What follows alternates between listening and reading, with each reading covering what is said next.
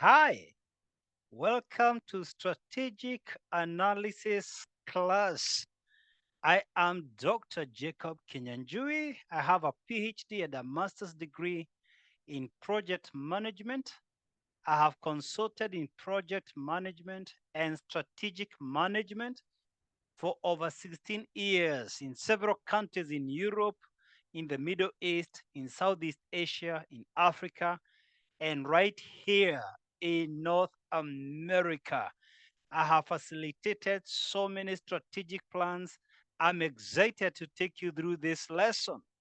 You might ask me, why this lesson? Why study strategic analysis? Forces, consultant, corporate, commercial, coaching. The first reason why I study this lesson as a consultant, you will be able to facilitate strategic plans more effectively. If you choose to join the corporate world as a professional, you'll excel in your career with strategic thinking, and you'll be invited at the corporate boardrooms to help the organization strategize. If you choose to go commercial and start your own business, you will be more strategic. You will be in a better position to formulate and implement competitive strategies. If you choose to go into coaching, you become an educator. You will be better informed to guide and coach your students. In this lesson, we are going to focus on three objectives. One, strategic, business, and operational SBO framework. Two, definition of strategic analysis. And three, industry analysis using two models, PESTEL analysis model and Porter's five forces analysis model. So the SBO framework, S for strategic, B for business, O for operational, suggests that every corporate organization has three levels of management. The top level is the strategic level. That's where we have the CEO and the board. The second level is the business level. And that's where you have the top management. That's where we have the HR manager, the operations manager, the head of production, procurement manager, finance manager. That's where senior management sits. And then the third level is the operational level. This is where the line supervisors allocate duties and tasks to employees on a day to day basis. At the strategic level, we develop the strategic plan to run and guide the whole organization. At the business level, we develop the business plan. That's where we have the management plan, the marketing plan, the production plan, or the products enrollment plan. That's where you have the procurement plan, sometimes called the supply chain plan, the finance plan. This is where you have the management accounts or management records. This is where we have the HR manual. The communications plan is right there.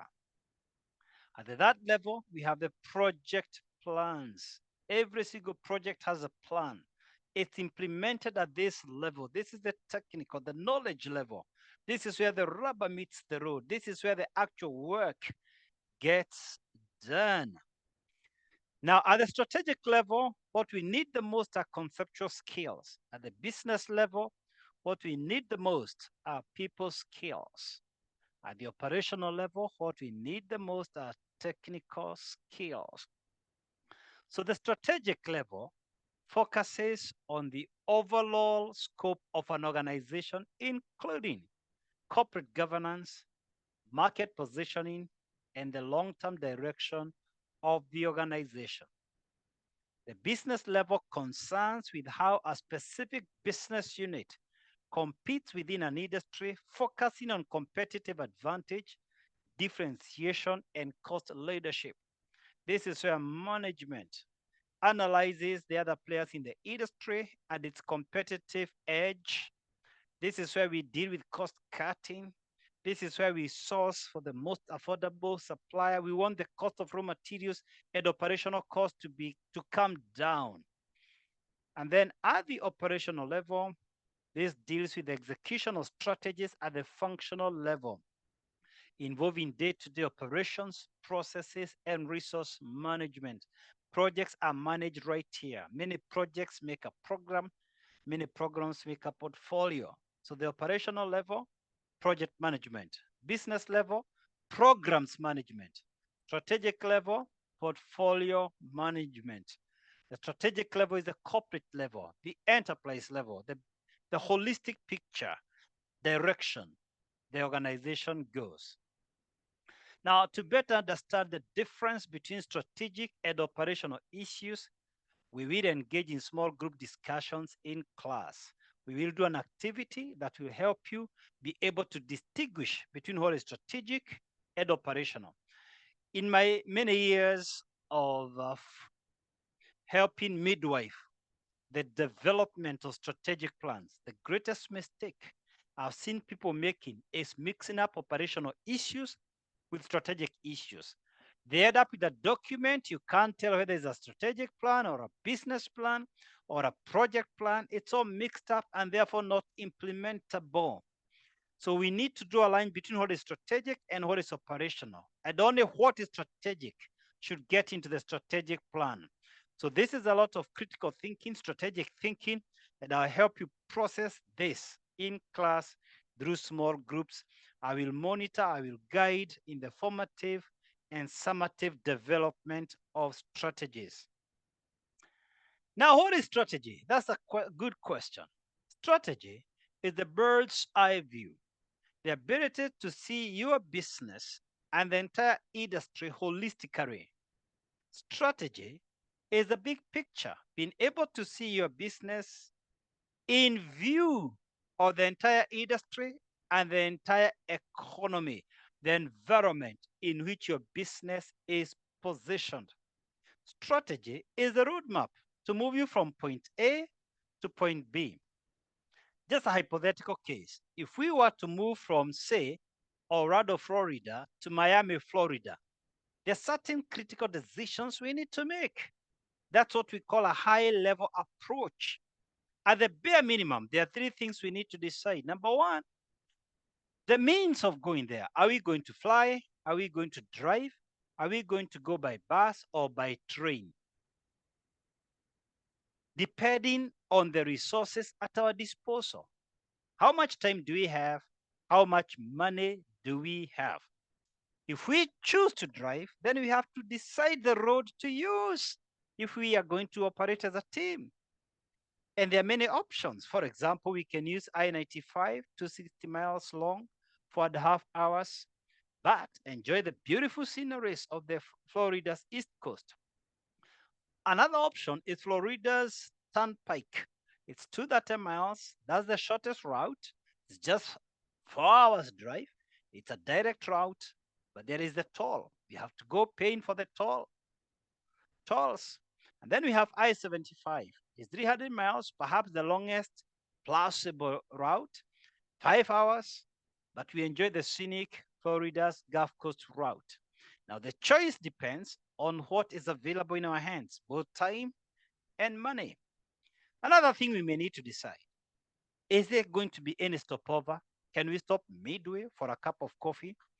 And this is what we call a strategy. It's a roadmap. It's a high-level approach. We need to agree what are the resources at our disposal so that we optimize them. Are we going to have a stopover like a midterm review?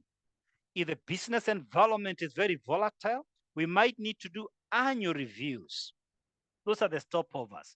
So we have a clear goal. We are going to Miami. What does that mean? What are our financial goals? What are our gross profit targets? What are our sales targets? What are our operational goals? What are our HR goals? That's where we want to go. That's the point B from where we are. So that big picture, that roadmap is what we call strategy. Now, to be a little bit more formal, strategy is a structured approach to achieving a goal by making informed decisions and allowing and allocating resources effectively. It's a structured approach It's not haphazard to achieving a goal. No goal, no strategy. You can't box the air. You can't just pick a bow and an arrow and start just throwing them. You have to aim at something. You have to have a bullseye. You have to have a target that you want to hit. And then you make informed decisions. You understand the market dynamics, your strengths vis-a-vis your competition, vis-a-vis the market, and then allocate resources effectively. No matter how big a company may be, resources are always limited if the company is on a growth trend. So long as the company wants to grow, then we have to optimize on the resources because the goal is bigger than the resources available. Strategic refers to a planned and deliberate approach aimed at achieving long-term goals or competitive advantage. It's a planned and deliberate approach. Hope is not a winning strategy. You've got to be intentional to hit your goals or to gain competitive advantage. We are saying you're strategic if you're intentional, if you're deliberate. Strategic analysis is a process of analyzing an organization's external and internal environments to formulate a strategy that enhances its competitive position and long-term success. In this class, we will focus on the external environment. The next class, I'll focus on the internal environment, and we are going to use two models to analyze the internal environment. And in this particular class, we'll use two models to analyze the external environment. So strategic analysis is analyzing your business's both internal and external environment to formulate strategies. So strategies are informed by these two environments, the company's internal environment and the company's external environment. Then and only then can you position yourself because you understand, in other words, know yourself and know the other players in the industry. That's what we are saying.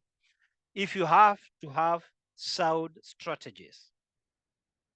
Industry analysis is the process of evaluating the external factors that influence a specific industry, including market conditions, competitive dynamics, and macro environmental trends. Macro means the factors affecting the whole business environment. Micro is what is affecting you as a business. Macro is affecting all other businesses, is entire economic factors within a country. That's the macro environment. So what are the external factors within the industry? Who are the other players? What is their market share? What is their competitive advantage over us? What can we leverage on to be able to get our share in the market? That's what we are calling industry analysis. There are two broad frameworks that are used to do industry analysis: PESTEL analysis and Porter's 5 forces analysis. PESTEL analysis provides businesses with a structured way to assess external influences and adapt their strategies accordingly. We are going to delve into the depth of PESTEL analysis in just a moment. Porter's 5 analysis is a strategic framework used to analyze the competitive pressures, market dynamics, and profit potential within an industry. Porter's 5 forces focuses on an industry's competitiveness and profitability. Now, we are also going to delve into Porter's 5 forces into depth in just a moment. I think I need to give a word of caution here. In most strategy books, industry analysis is done using these two models: PESTEL analysis and Porter's 5 forces analysis. They're the most popular. Strictly speaking, only Porter's 5 analysis strictly and does industry analysis. PESTEL analysis goes beyond the industry to the business environment, to the bigger business environment, even outside the industry, to factors within the economy that influence a business's profitability. Let's get into PESTEL analysis into depth. And PESTEL is an acronym for P for political, E for economic, S for social, some books say society, S for society, T for technology, E for environmental in some books, E for ecological, and L for legal, in some books, L for law. So political factors that influence a business include, but not limited to, government policies, regulations, taxation, tariffs, trade restrictions, and political stability. We have seen many times when one government administration changes to another, there are changes in taxation, there are changes in tariffs, and this affects a company's profitability. But even more serious, the political stability of an economy affects businesses a lot. For example, in 2022, when the Russia-Ukraine war began, so many US companies pulled out of the Russian market, including big companies like Coca-Cola and McD. They pulled out immediately. And you find a lot of US companies don't operate in North Korea or even in Iran or in Syria, name it. So the political stability determines whether businesses will go there and whether they will remain there and whether they will even be profitable. Then the second factor is economic factors. And this includes employment rate, exchange rates, interest rates, inflation, GDP, gross domestic product, and economic growth. If the employment rate is high, there are fewer workers, the cost of labor, the cost of human capital goes up. If the exchange rate is high, then exports go down. If the interest rate is high, the cost of capital is high, then businesses will struggle to borrow capital and business growth will be compromised. If the inflation is high, the cost of raw materials go up and that affects the growth of businesses. Now, when you're talking about social factors or society factors, they include things like demographic shifts, cultural traits, consumer behavior, and lifestyle changes. Some cultures don't eat pork. Some cultures don't eat seafoods, or even some don't even eat meat at all. They don't eat any animal product. They are strict vegetarians. Now, certain clothes are bought in certain cultures. They are clothes you can produce for certain cultures. Now, in the last couple of years, there has been a lot of sensitization on healthy eating. Now, what that means is that there are some people right now who can't eat fast food restaurants, or they can't even drink soda. They're drinking water instead. Some people can't even use tomato sauce, among other, and food colorings. Others can't even use microwaves. So this kind of cultural trend, lifestyle changes affects how businesses perform. Then we have technology, which includes innovation, automation, research and development investments, and technological advancements. In the late 90s, companies were automating their systems, the payment systems, the sales systems, the stock keeping and record keeping systems. Like banks, people wanted to stop going to the banking hall and they wanted to swipe ATMs. Then we moved beyond that and people are transferring money right on their phone. They're able to make purchases right on their phone. That was a huge shift in technology. In the 2010s, people started getting into social media en masse, and that affected how businesses do their advertisements. They stopped doing, a lot of companies stopped advertising through billboards and radio and TV and newspapers. And they're spending their advertisement money on social media because it is cheaper and more effective, because digital marketing is target marketing. You can target the exact town you are interested, the exact demographics, exact age, exact gender, social class, and you are able also to know how many people literally viewed your advert. You can account for every dollar you spend in advertisement.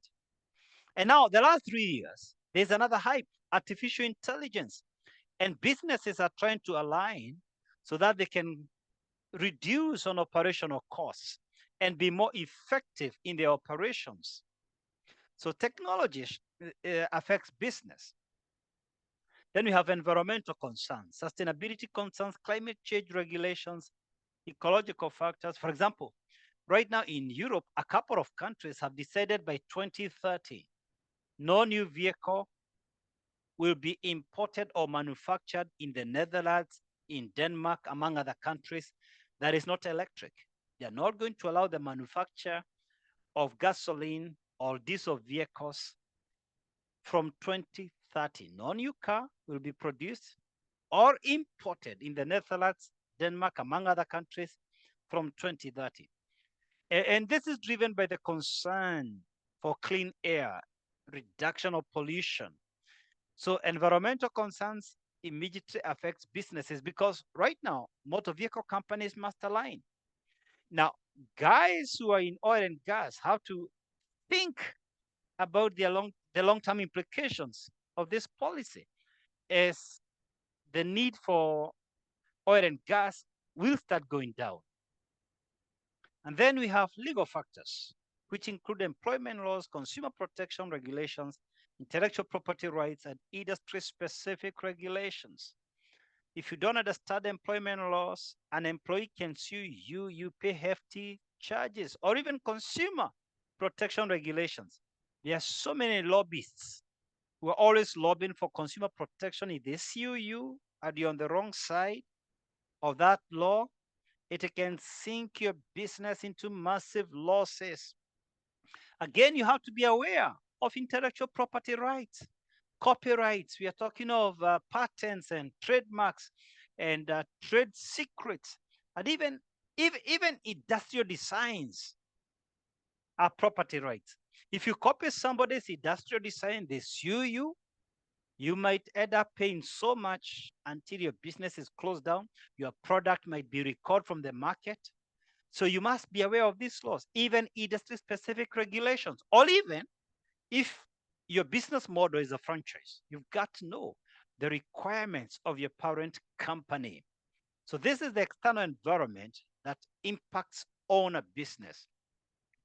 To better understand the PESTEL model, we will engage in small group discussions in class and analyze each of the 6 factors using real-world business scenarios.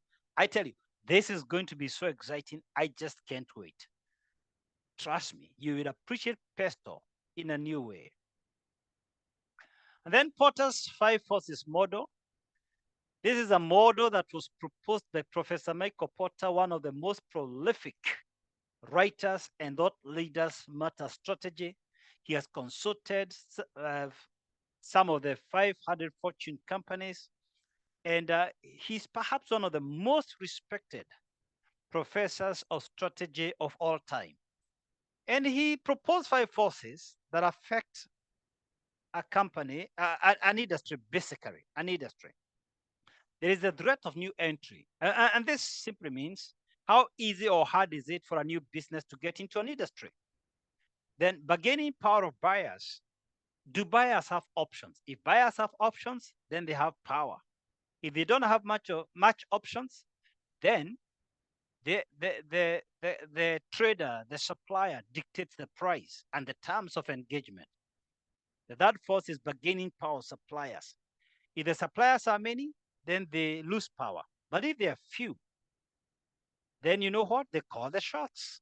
They dictate the prices and the terms of trade. Then there is a threat of substitution. A classic example. And by the way, threat of substitution, we are talking of products outside the industry that satisfy the same need. For example, I'm a coffee lover. When I get up in the morning, I look for a cup of coffee. Suppose I go to a place where there is no coffee. I might decide to take Milo or chocolate or tea or soda or juice. Now, those are substitutes. And substitute products will threaten your product line. Then the 5th force is competitive rivalry. Who are the rivals in the industry? Who are the other players in the industry producing a product similar to yours? Because they're claiming the same market share. How competitive is that industry? Is it cutthroat? Is the competition stiff? Are you undercutting one another in terms of pricing because you're competing for the same customers?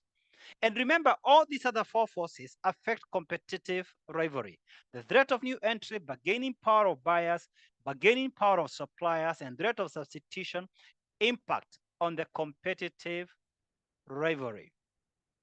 So Porter's 5 forces is a strategic framework developed by Michael Porter to analyze the competitive intensity and profitability of an industry. Michael Porter looked at two things. In this model, what is the competition in that industry? How intense is it? And number two, what is the profitability of that industry?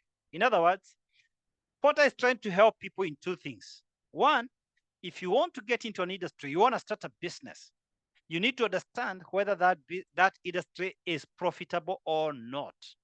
And number two, if you are already a player in an industry, how then can you craft competitive strategies? How can you win in that industry? How can you be competitive in that industry?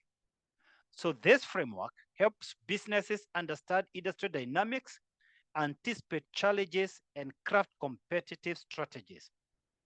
Now, to help us appreciate these five forces, I want to give you an example for each of these five forces. Let's start with competitive rivalry. The intensity of competition among existing players. High rivalry, example, in saturated markets, can drive down prices and profits. Classic example, the airline industry.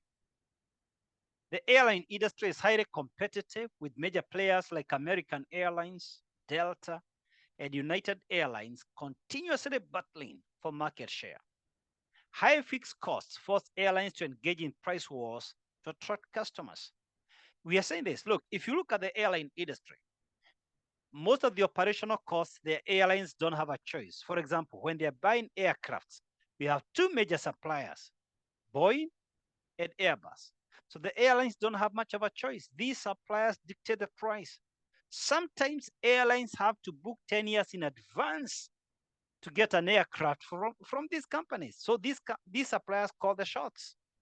If you look at airports, these airlines don't own the airports. Airport costs are very hefty. Landing costs, parking costs. Look at the licenses, very high from the regulators. Insurance costs, very high. Ground handling, very high. And they don't choose who does ground handling. Fuel. The oil and gas companies dictate the price for oil and gas. Staff costs. When you're dealing with senior captains, they're very expensive. Aeronautical engineers. And the airline industry doesn't choose about inspection of aircraft. It's compulsory, it's a requirement by the regulator. So the operational costs are so high, and that's why this industry is not that profitable. It's a very, very tough industry.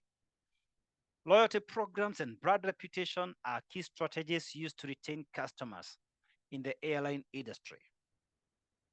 Now, the second force is threat of new entrants. How easy is it for new businesses to enter the industry? High entry barriers. For example, high regulations, high capital requirements reduce this threat. And here's the deal. If you look at the banking industry, it's not easy to start a bank. It's not easy to start an insurance company. The regulations are high. The capital requirements are stiff. It's not easy. Another example is the automobile industry. The automobile industry has high entry barriers due to huge capital investments needed for manufacturing, distribution, and compliance with safety regulations. Established brands like Toyota, Ford, and Volkswagen benefit from economies of scale and strong brand recognition, making it difficult for new car manufacturers to compete. Let's face it, if you're buying a car, you want a known brand. You want what is tested and proven over the years. You will not go to buy a car which you've never heard about the brand. And then these big companies like Toyota, Ford, Volkswagen, they enjoy economies of scale because they buy motor vehicle parts in huge volumes. They're able to get great discounts. Now, companies like Tesla have disrupted the industry, the automobile industry, by focusing on electric vehicles, innovation, and direct-to-consumer sales. Tesla is new, 2003. How did they penetrate? They used a different model, electric, not petrol, not diesel. And then they bypass the dealers. They take the product directly to the consumer through their own outlets. That's what I'm calling direct-to-consumer sales. That's how they had to deal with to penetrate the market. The third force is the bargaining power of suppliers, the influence suppliers have on prices, quality, and availability of raw materials. Fewer suppliers mean higher bargaining power. And I think one of the best examples is the smartphone industry. In the smartphone industry, key suppliers like TSMC for chips, Samsung for screens hold significant power over manufacturers like Apple and Samsung. The manufacturers don't have much of a choice. If a supplier increases prices or limits supply, companies have limited alternatives due to specialized components. So Apple mitigates supplier power by investing in vertical integration. So let me explain that. Vertical integration is controlling the entire value chain, downstream and upstream. So downstream is all the way to acquisition of raw materials. Upstream is all the way to the time the product reaches the consumer. That's the value chain. So Apple tries to control downstream by producing its own M1 and A series chips, and they control upstream by taking the product to the consumer directly through their own outlets. So they don't have middlemen between the manufacturer and the consumer. That's how they try to manage the supplier power. The fourth force is the bargaining power of buyers. The power customers have to demand lower prices or better quality. When buyers have many choices, their power increases. And the best example here is the retail industry. Consumers in the retail industry have high bargaining power because they can easily switch brands based on price, quality, or convenience. Think about this. Most of the things I can get in Walmart, I can get in Target, or Publix, or Kroger, or Dollar General, or Costco, or Sam's Club, or even just the store next door. So I have options. I have options. That's what gives the buyer power. So large companies like Walmart and Amazon leverage their massive purchasing power to demand lower prices from suppliers.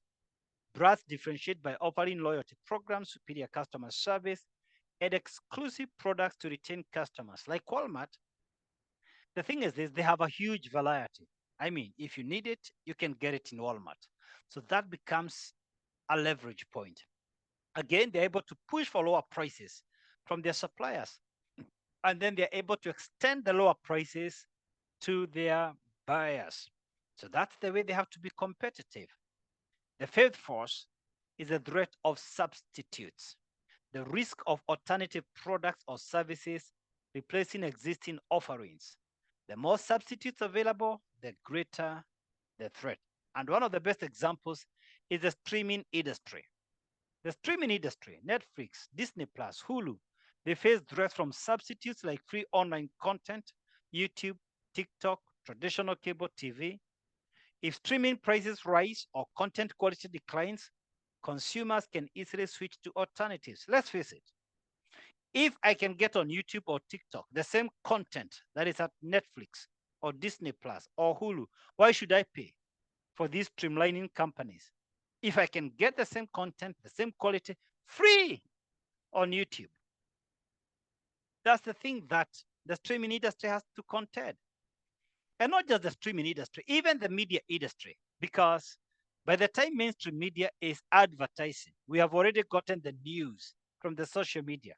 The social media lets the cat out of the bag immediately. By the time the mainstream media is trying to edit the data and bring it to the public, social media doesn't censor, doesn't filter. It releases it raw because everybody is part of the media right now. Secondly, large corporates are now advertising through social media. It's much cheaper, more effective. Every dollar spent has more return on the investment. And that's why mainstream media, they have also chosen to go to social media to retain their relevance and their sustainability. So large companies in the streaming industry combat this threat of substitutes by offering exclusive content, bundle deals, and personalization. Now, these are the five forces that Michael Porter proposed affect an industry's competitiveness and profitability.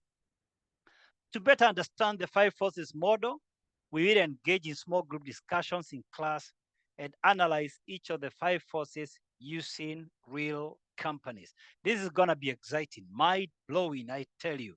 Going to be a very exciting class. In preparation for this class, go to the description and you're going to see an article.